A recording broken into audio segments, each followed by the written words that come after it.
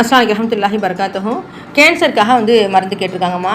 இந்த மருந்து நம்ம ரெடி பண்ணியாச்சு. இந்த மருந்து நம்ம சொன்ன மாதிரி ஃபாலோ பண்ணால் எப்பேற்பட்ட பிரச்சனையாக இருந்தாலும் சரி, எப்பேற்பட்ட கேன்சராக இருந்தாலும் சரி, 4 ஸ்டேஜாக இருந்தாலும் சரி, கவலையே பட தேவையில்லைம்மா.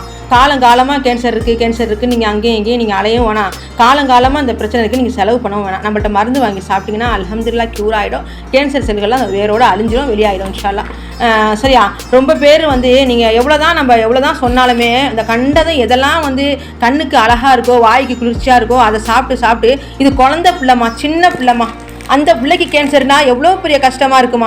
எதையுமே அனுபவிக்காமல் இந்த மாதிரி கேன்சர் இந்த மாதிரி எவ்வளோ கஷ்டப்பட்டு பார்க்கும்போது, அந்த குழந்தைய பார்க்கும்போது அவ்வளோ கஷ்டமாக இருக்குமா. அந்த மாதிரிலாம் இந்த பாக்கெட்டில் அடைச்ச பொருள், டப்பாவில் அடைச்ச பொருள், இந்த மேங்கோ ஃப்ரூட்டி, அந்த மாதிரி சவனப்பு, இந்த மாதிரிலாம் குடிக்காதீங்கம்மா.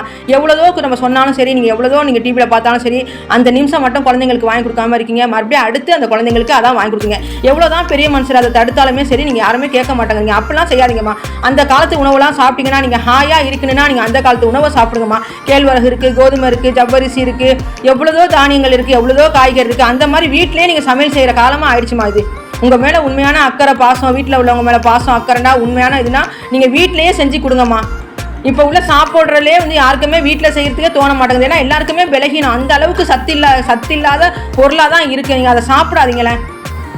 அந்த மாதிரி சாப்பிட்டு பாருங்கள். கேன்சருங்கிறாங்க, கட்டி, பல பிரச்சனை, அல்சரு, ரொம்ப பல பிரச்சனை சொல்லும் போது ரொம்ப கஷ்டமாக இருக்குமா.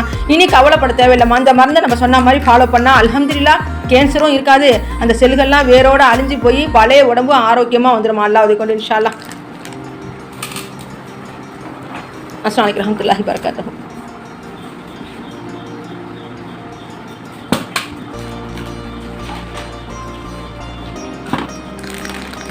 இது